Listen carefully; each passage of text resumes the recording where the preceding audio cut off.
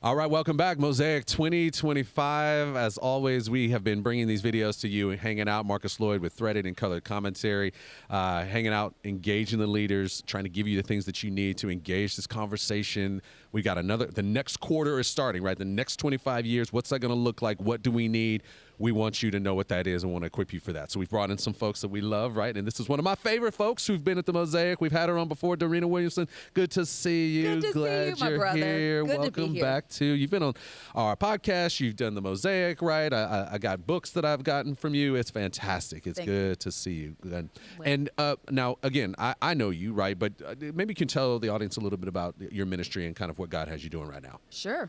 Well, I am a daughter of the King. Oh, well, hey, man. That identity grounds me in spite of what goes on around culture. I feel you. I feel that. And out of that awareness and that continued affirmation, God has given me the opportunity to write books for children, to pass His truth to the next generation. That good work has sprung out of the pastoral work that God allowed my husband and I to do. We co-planted a multicultural church 30 years ago, Strong Tower Bible Church, shout out, in Nashville. Come on. And out of that good work, that hard work, but that called work, the children's book writing really, really came from. And it's important for me to always be aware of the source, right? Yeah. Of where work comes from. And so I love people to know that 30 years of laboring, building God's diverse kingdom, God has used that in so many ways. And so the next wave of that usefulness has looked like, continuing to produce these kids' books. So book number 9 just released this year. I can't believe 9 books. To the glory of God. Man, And so it's a joyride. I love it. I love that. Okay, so we're in this moment. You've been doing this 30 years. You got the books. As you're seeing things play out right now, what do these leaders need to hear, right, that Dorena can bring them? So what do they need to hear right now? Well, let me just go back to what I shared on the stage at Mosaics, and that is I want leaders to know that they are valued before God. Because, and let me just say this too, Marcus, I am a preacher's kid. Okay. Who married a man who never expected to be a pastor, but that was God's call for him. And because of that, God called us to one another because He knew that was a work we would co-labor in together. So I am saying this as someone who's literally spent her entire life in church. Right? It's literally, when people say church is like my second home, like literally. Yeah, literally, yeah. Like I was in it. Maybe a little unhealthy because I spent so much time in church. Exactly, yeah. But out of that, I know that leaders who pour out, who give out, sometimes who literally sacrifice their lives for people, need to be reminded and reassured of that truth. So I want to first say to leaders, you are valued before God for who you are, the way that God crafted you. You are valued. So let that affirm your worth before God in a world that continues an onslaught against our very dignity as image bearers. Yeah, right. So be assured of that, and out of that, knowing of your worth, knowing that you are seen and loved by God, and nothing and no one can separate you from the love of God, as Paul says in Romans 8. Yeah. Out of that grounding, continue the good work that God has called you to do. You know what I love about that is, and look, I think I've been guilty of it myself, even as a leader in the church. When we get into these moments right now and we see all the things that are going on in our society, in our world, there is this natural sort of move to kind of look at church and go, what is the church not doing well here? Sure. And when you start to look at that, you start to obviously go up the chain and go, oh, the reason the church isn't doing well is because the leaders aren't doing what they need to do. 100%. And that's probably hard, right? Like, do you guys feel that as leaders of churches? Yeah. Absolutely. And, so many conversations now include, because we're in 2025, so they include, post-COVID, because that has, had a monumental change on so many things in our culture. Certainly when we come to church, right? A lot of us had to pivot and learn, how do we minister to people online in a more effective way? Because many churches, and ours was one, it's a smaller church, not a mega church, so we don't have an entire team who focuses on, that online presence. And so we had to pivot. We had to work hard, and I'm proud of us. And out of that, our online engagement and people who say they're virtual members has continued to grow. Yeah. But in these post-COVID times, more and more people are saying, I got used to not going to church. I got comfortable. Now with the things that continue to happen in culture, folks are saying, is church even relevant? Do I even want to actually go, or am I more comfortable at home? And even more than that, does church matter? Does faith matter? And so we have to stay aware of that. We can't just pretend and go business as usual, right? And so for us, it's been a reminder that God's truth, as I mentioned, endures to all generations. So it's not like God's truth stops, but we have to keep finding those fresh ways to impart that truth and to be relevant and to be aware that folks who are coming into our doors have very likely experienced church hurt. Some of them are struggling to hold on to the Christian faith if they are believers. Sure. Of course, there are people coming going, is Jesus hate all people? Because it seems like people who say they follow him are very hate-filled. And so how do we, in humility, give them an accurate representation of followers of Christ who lead with love, who say, we welcome you, and we actually mean it with our whole body. We actually want you to be a part of our church, but more than that, a part of the family of God. I love the work that needs to be done in the midst of that. I'm listening to some extent as this leader is like, yes, and yet I also feel like the pressure of that is a lot. Like, how do you stay refreshed in this? Like, how do we not burn out our leaders in the midst of this? I don't know if you have anything to say. No, I absolutely. That's very real, and that's something really important to talk about. My husband, I like to. Well, he says it, and I've reiterated it that Jesus already died for these people. Okay. So he has not called us to literally sacrifice our lives. Right.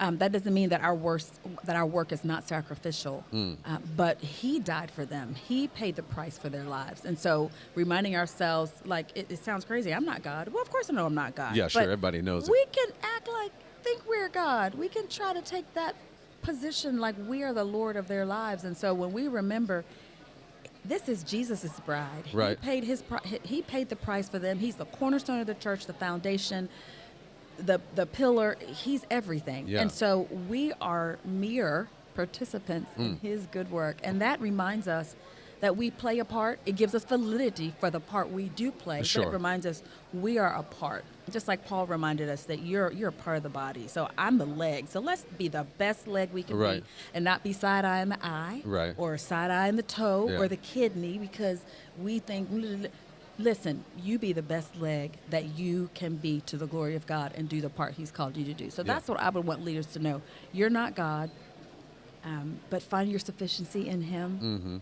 And do the work he's called you to do. And no, you're not the only one. That may mean that you say, you know what, we're the leg, and this is where we excel, but we're not so good at this part. But you know what? That's why God has a hand. So let's find out, because we are part of one body. Well, and that's an interesting thing I think that you're bringing up, too, is because I'd be interested, maybe you have some ideas about it, too. Like, you talk about, hey, Jesus already sacrificed, he already gave, and yet leaders try to do that. They try to sacrifice.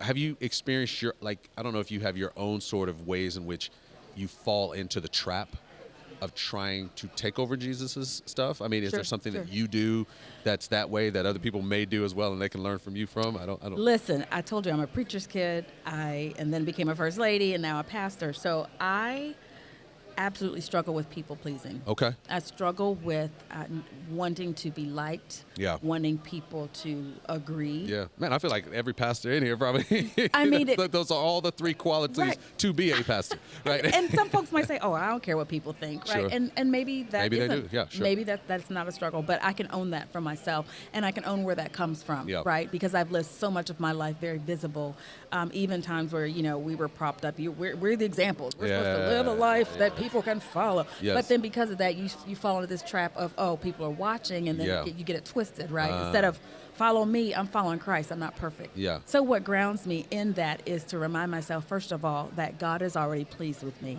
Yeah.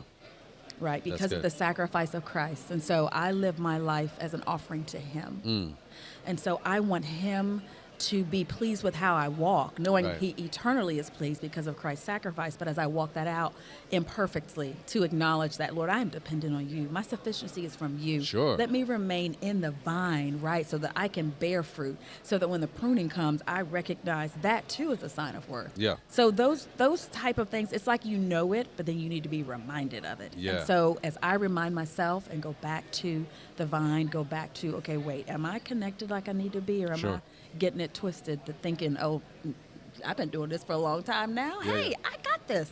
No, sis, you don't have this. But Right. God has it Yeah. as you remain connected to him. So that's what keeps me focused. And that's what I would pray over every leader, is that I would say especially leaders who've been doing it for a while. Yeah. Yeah. Because we can get it twisted and we Sure. can begin to think, I could do this with my eyes closed. Mm-hmm. And maybe you can, but sister, brother, keep your eyes on him. Right, right. And what I love what you said there too is you have your own, you know the demon you're fighting Yes. in yourself. Yes. And so self-awareness is such a big piece. And you don't necessarily get people to help you with that when you're in leadership all the time, right? Because people are like, they're not going to, confront their pastor on like, hey, you're a workaholic, or I see these things, right? And so being able to have that self-awareness, or have people around you Yes. who can speak into that. Absolutely. Exactly, right? Exactly. And then knowing and creating a plan of how to overcome that, and some accountability on that Yes, as well 100%. is a way that's really helpful. So I think those are really good. And I think, again, what I'm hearing from you is, right, as we come into it, it can be very easy for the leader in this time, because there's so much going on that you want to do everything, and you want to be the solver of problems. You want to be Jesus in it, but you've got to let go. Yes. Remember that Jesus has already done the work, right? We are jumping in with him, and use the gifts that you have. Yes. And then I heard another thing you were talking about is, if you know you're the leg, then you can't be the arm. That's so right. how do you find and collaborate, engage Yes. with the arm to delegate the things that arms do Yes. off to the arms, Yes. or let them have it, as opposed to try to take That's it on right. yourself. I think Yes. that's really a helpful piece. And that's how we look like the kingdom of God. Yeah.